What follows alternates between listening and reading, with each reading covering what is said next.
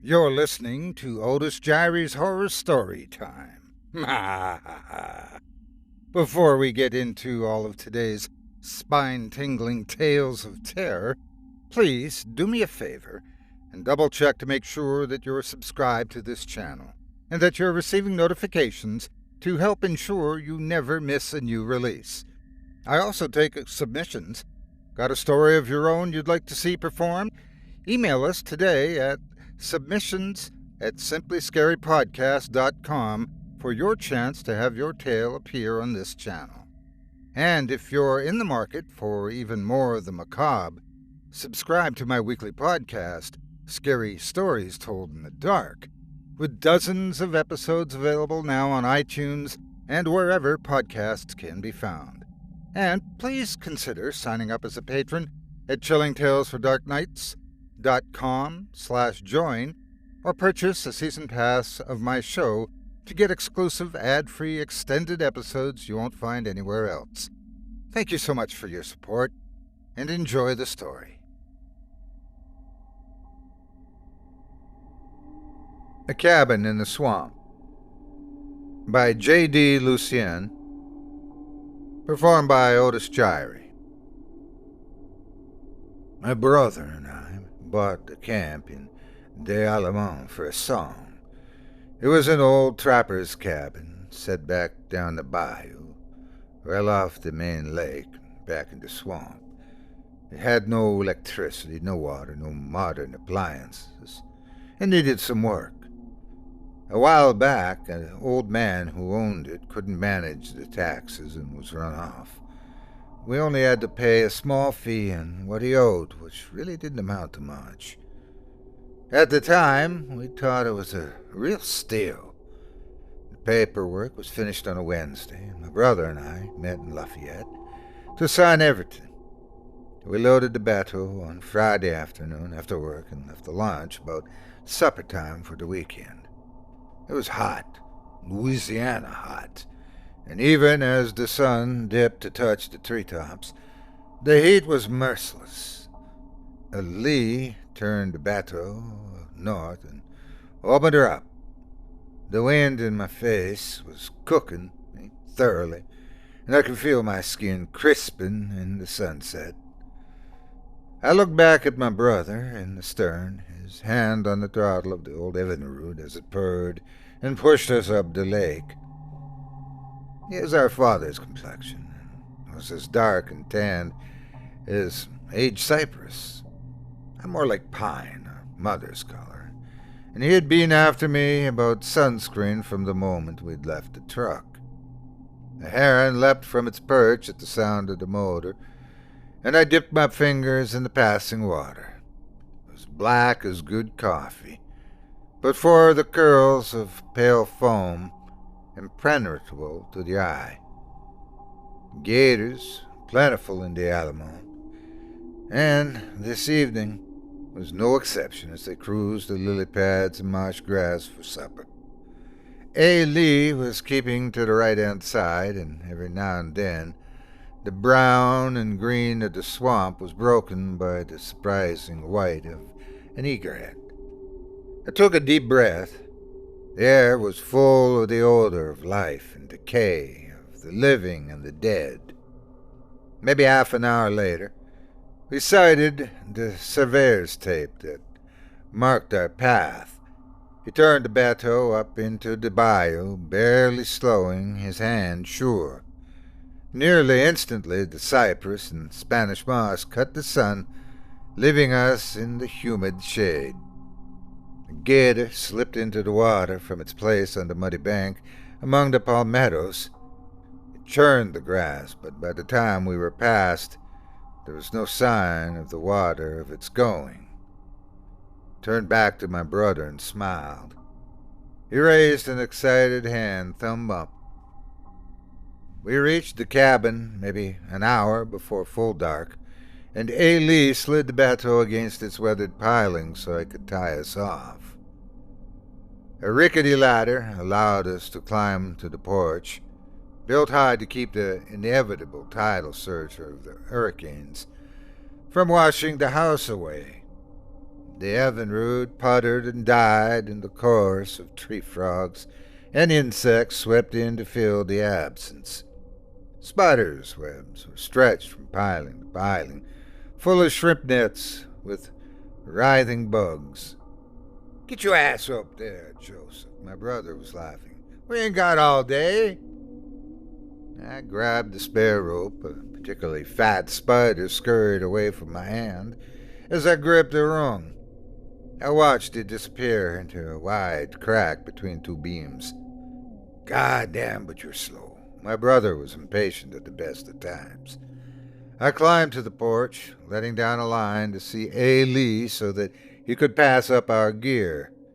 It was all easy enough, except for the full cooler of ice and water, and my brother and I struggled mightily to get that up.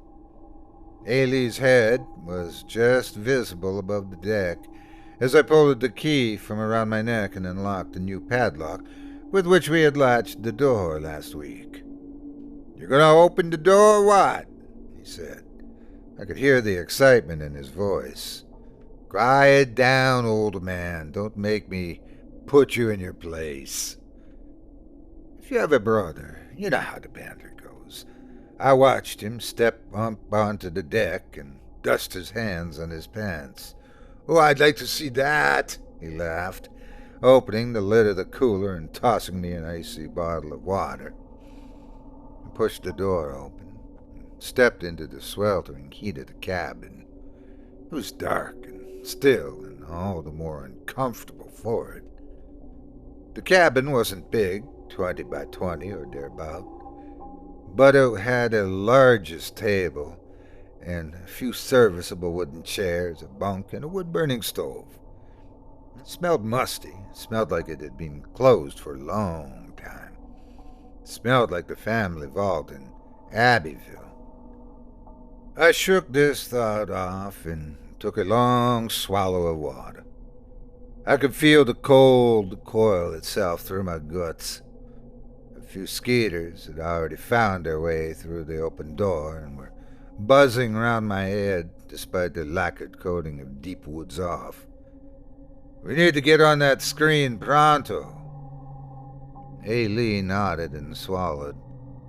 "Damn, but it's hot," he yelled from the porch. I returned to the deck and grabbed my work belt. He unrolled the screen as I opened the windows and called out the numbers on my tape measure.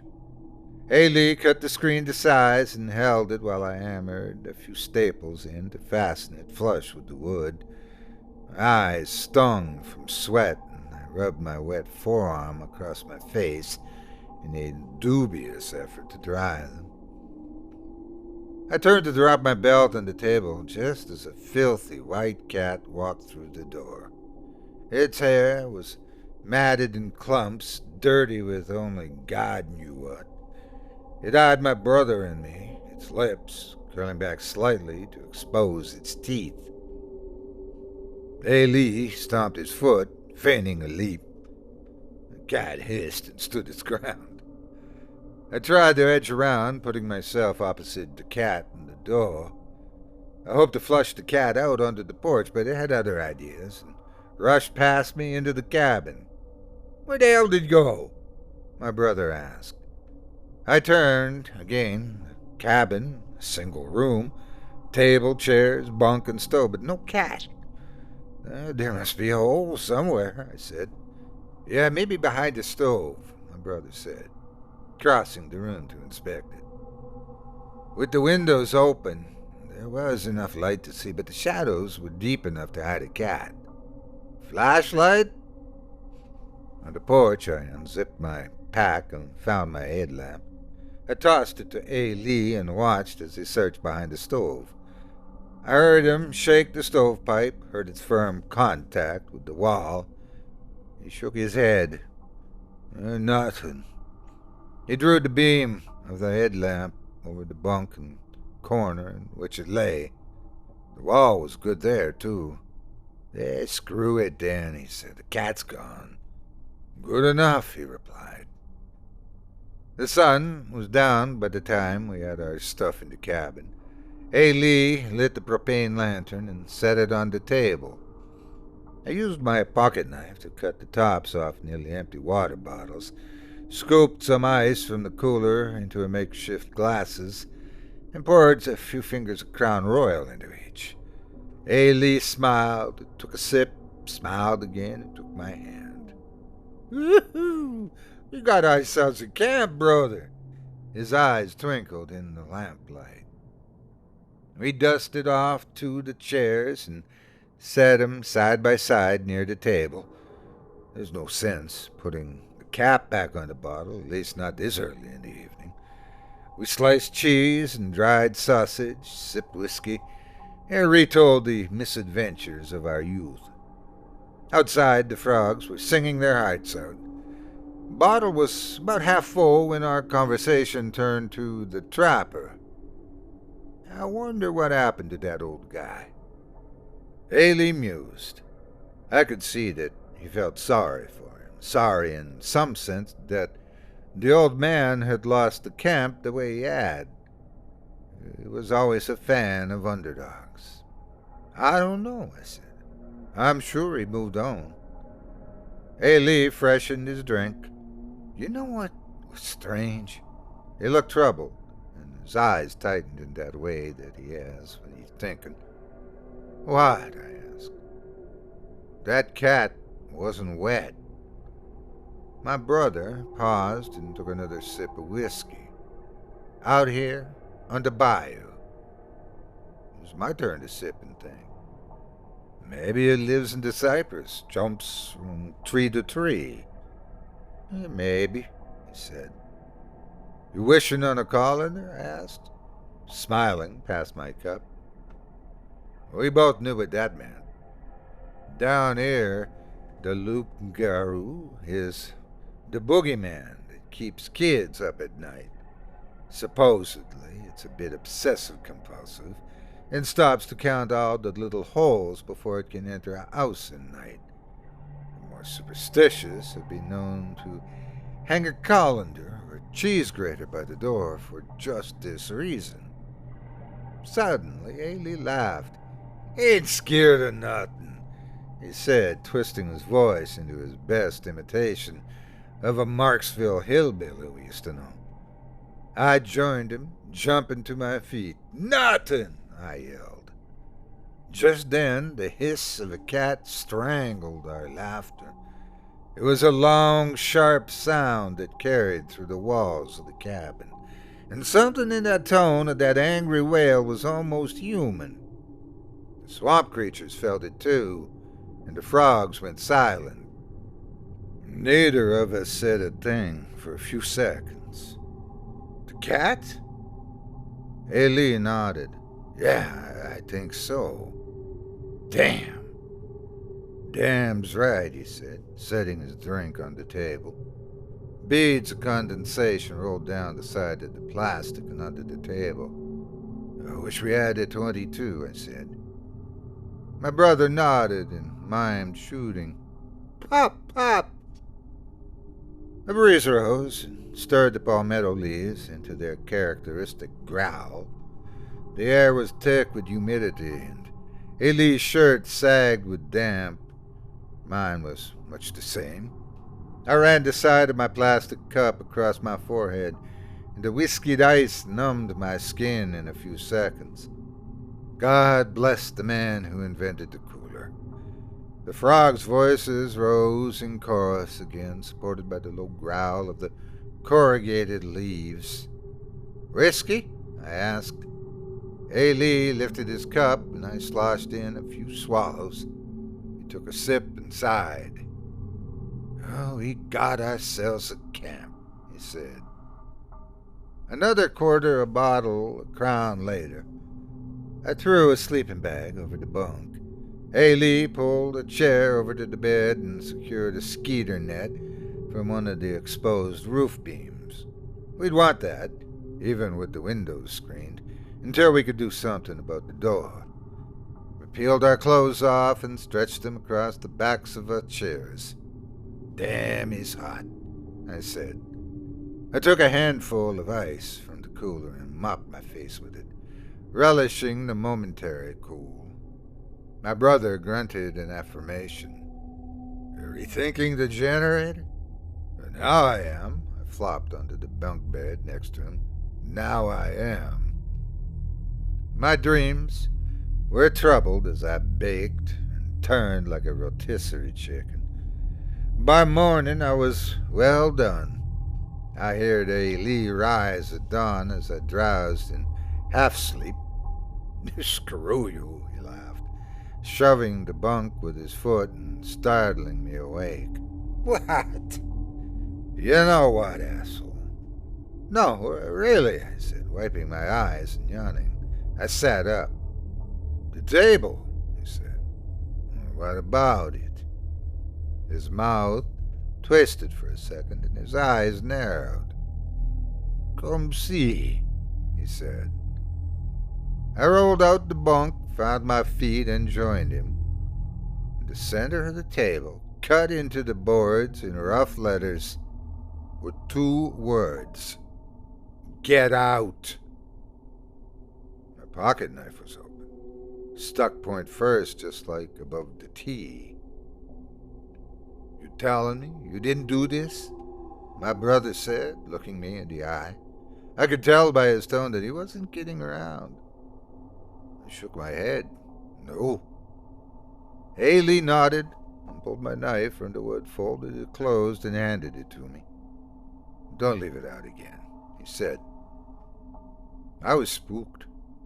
My brother was spooked. Hell, who wouldn't have been? Folks down here are more trucked with the weird. Simple fact. From voodoo to hoodoo, from loup-garou to traiteur, we immersed in the strange. Some tread water, some dip their feet in hell, a few dive in deep. But it's like the heat south of I-10. Ain't no way getting away from it. Maybe that's why we, spooked or not, wordlessly gathered out rods and tackle, our off and sunscreen, fished a few nearly frozen Starbucks cans espressos out of the cooler, and started the bateau into the path of swamp that never really became ours that Wednesday when Ailey and I signed our names in bold blue ink at the realtor's office in Lafayette. The cypress knees rose from the black water like the lower teeth of some great monster. Here and there, small lagoons of lily and still black water broke the swamp. Ailey cut the evinrude at the most promising and sent a sparkling white rooster tail in a long, slow arc to land next to Stump with a soft plop. Within seconds he had a strike, and seconds later a fat sacoulé was wriggling at the bottom of the bateau. The sun sent fingers through the cypress that fell on the water, the lilies, and us. A bright blue dragonfly, iridescent in the sun, settled on the bough next to me, still as stone. I watched it for a few seconds between casts. The fish were biting, and I made a stringer from a length of bank line and a few fresh twigs cut from a low branch. It was soon heavy with our struggling dinner. I was feeling better, and so was Ailey. "Ooh, we got a mess of fish," I said. Ailey smiled. "You want to clean them here or back at the camp?" Fresh fish cuts in the water wouldn't hurt the fishing any, so I decided to do it now. Out came the pocket knives, and out went the scales. Bellies were split, entrails pulled, and Ailey, always meticulous, scraped the back of their cavities to remove any sign of bitter innards. As we worked, we rinsed our catch into swamp water, and every so often a flash of silver white told me that a cannibal was feasting just below the surface. My brother fired up the motor, spun us neatly around, and brought us back to the camp. I took a stringer of fish and climbed the ladder. My head was just even with the planks of the deck when I saw it. The white cat stood just by the door in the dark of the cabin. We'd forgotten to close and lock the door. It hissed a warning to me, long, pale teeth bared to the gums. "Shoo!" I yelled. "Scat!" The cat hissed again and turned slowly, watching me with its green eyes as it slunk farther into the cabin. I dropped the fish on the deck and pulled myself up. "The cat?" Ailey asked. "Yeah, screw him." I could tell the spook was back on him. In truth, the hairs on my neck were straight and stiff. "I don't know, Ailey," I began. "Maybe we should just go." "Screw that," he said. "This is our camp." The cat hissed from somewhere in the cabin. "Ours!" Ailey called from the ladder. I dug through our gear for a skillet and a bag of fish fry. From the porch, I watched my brother unscrew the lantern from the propane tank and replace it with a small camp stove. "Joseph, you going to get help or what?" he asked. His mind was set and, like an anchor, kept me falling back further into the spook. It took an effort, but I made my legs move and managed to cross the threshold. I was picking the last bits of flesh from the bones when Ailey poured the whiskey. I nibbled the tail, fried hard and crisp, and took a long, slow slip of cold crown. "Ailey," I said. "Yeah? We gotta do something." "We ain't gotta do nothing but have a good time," he said. He touched his plastic to mine, as he expected, the fine ring of crystal. "Drink up, and I'll pour another." "Maybe we should talk to Richard," I said, saying his name like we do. "Richard. He knows about things like this." "Nobody knows about things like this. Hell, this ain't even a thing. Just some damn cat in an old cabin." Neither of us mentioned the table. It wouldn't bear mentioning, if you know what I mean. I noticed, clearly for the first time, that my brother had covered the carved words with a cutting board. Ailey sensed my fear. "It's just a cat in a cabin, Joseph. Drink up." I did, emptying my cup in slow swallows. Ailey poured more whiskey over the ice. "We may have to make a run for more crown," he said, forcing a laugh. "Don't want to run dry." He sloshed the last few fingers in the bottle for emphasis, then caught my eye. "Our camp," he said. "Ours." The hair on my arms prickled, and despite the heat, I shivered. Behind my brother, a dark shadow hung suspended from a ceiling beam. A man on a rope, his feet swinging inches from the floor. "What?" Ailey asked. "What's up?" I could feel the blood leave my face and pointed. Ailey turned and the shadow was gone, but it hadn't been my imagination. I was sure of it. The rope. I knew it was a rope. A hanged man. The trapper. "Ailey," I said, my words a whisper.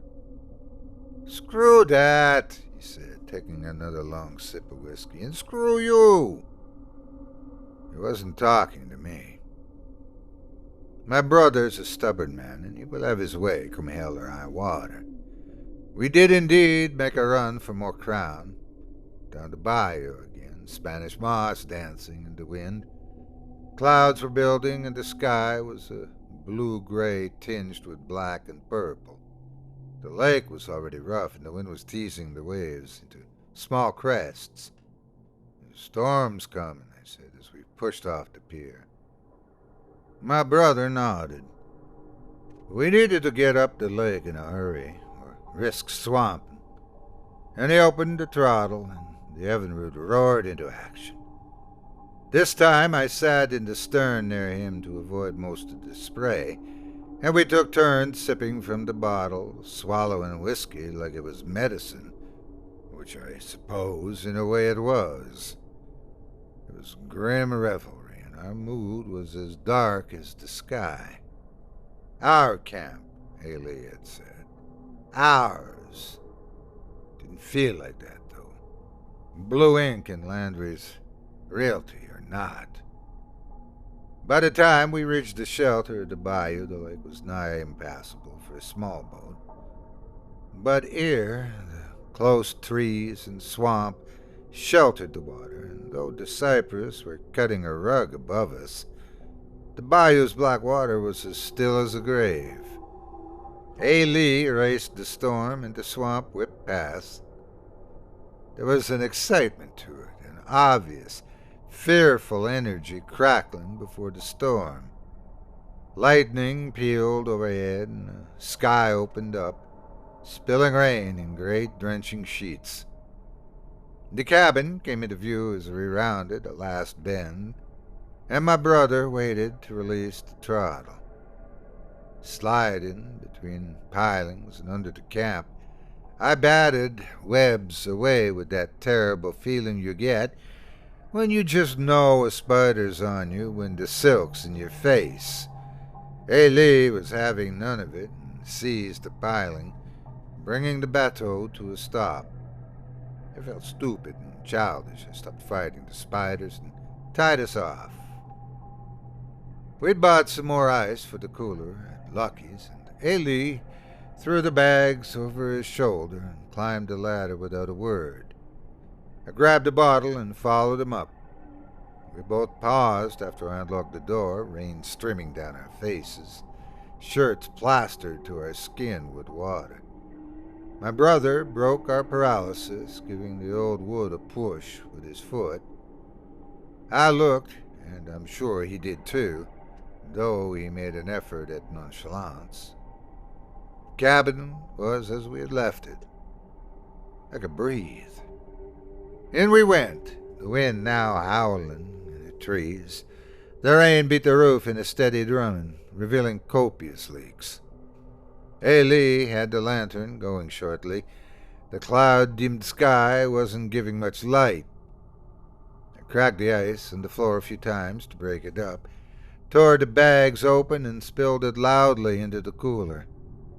My brother scooped our plastic cups full and poured a hefty measure of Crown into each of them. He pulled up a chair and stirred his drink with one of his meaty fingers. The storm was raging across the swamp. "Do you remember Erlene's doll?" he asked, spinning the ice. "Oh, yeah," I said. Our Aunt Erlene had an old doll with a porcelain face that she kept in a chair in the bedroom. Its painted features were weathered and worn, his glass eyes terrible and deep.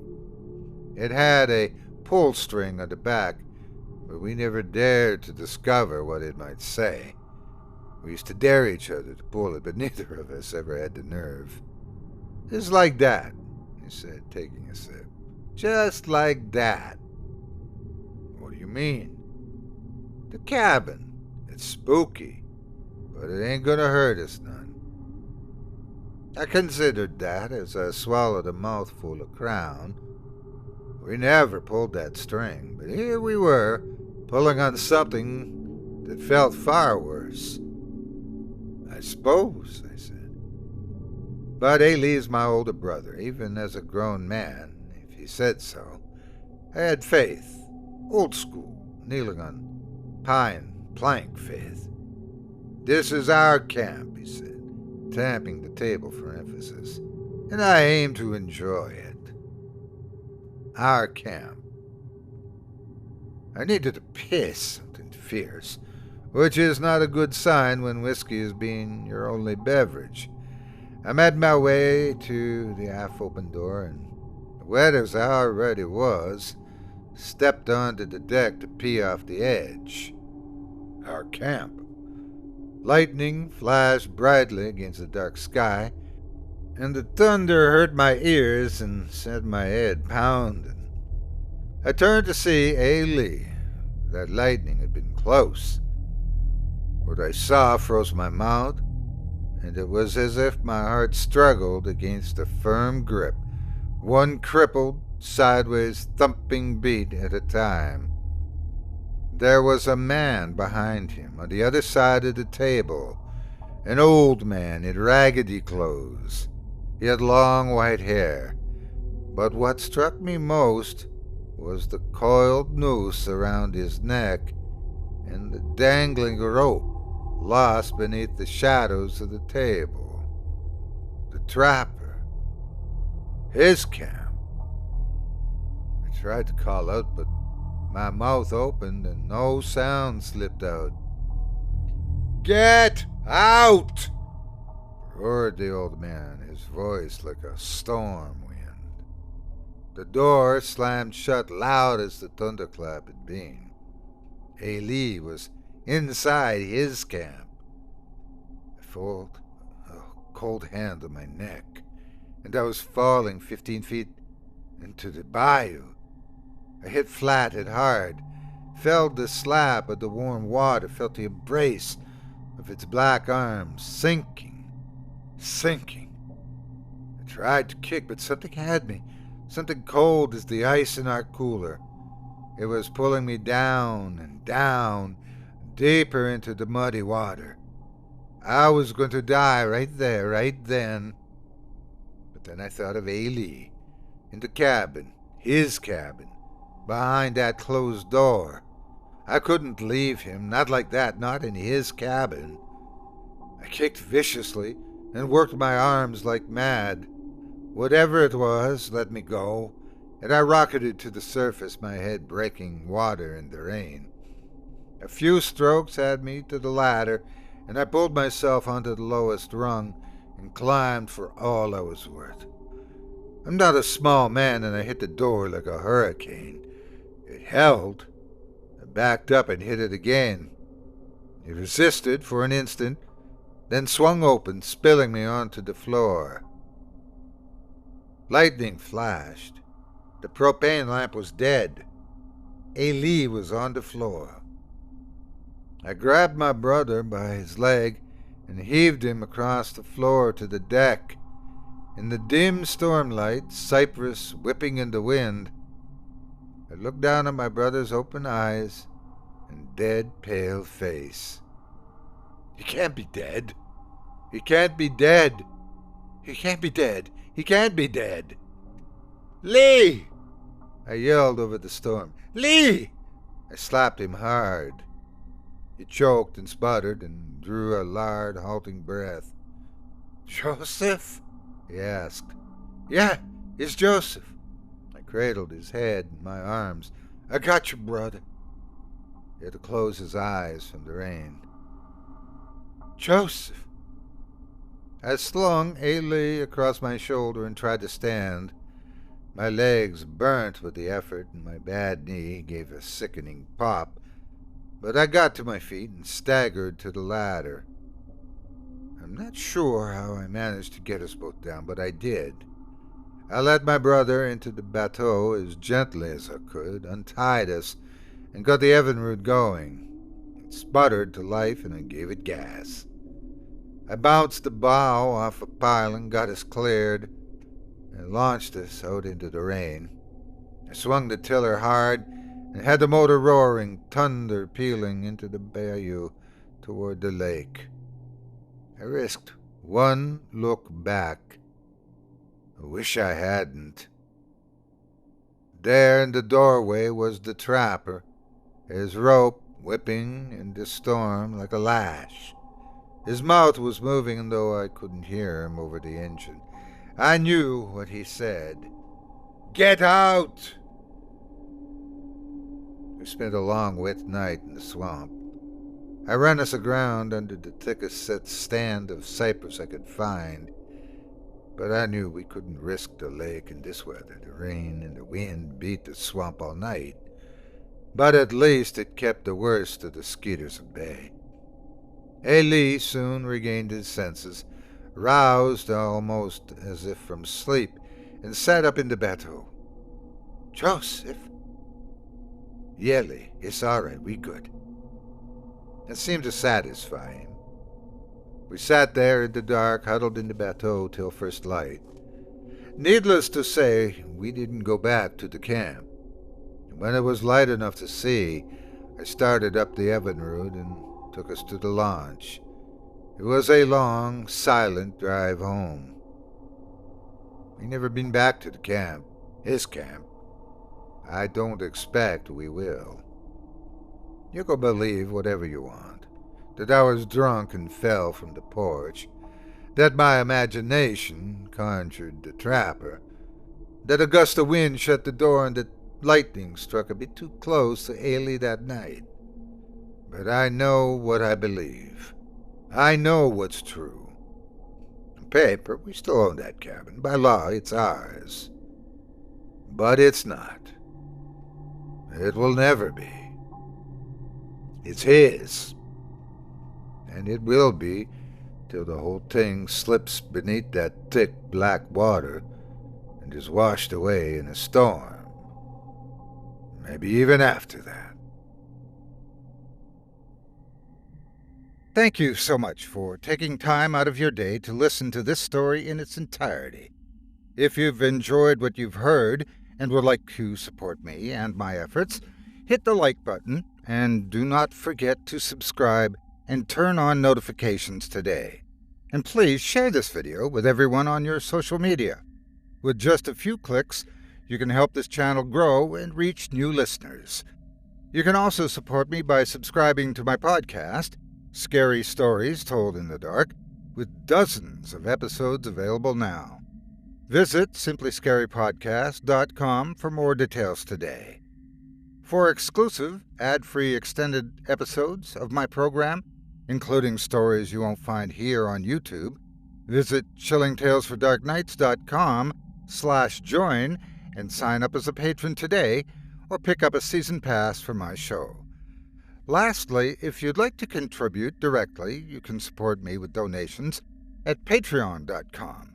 Just visit patreon.com/Otis Jiry. That's patreon.com/OTISJIRY. Thanks again for listening and for your support. Have a great day, and God bless you.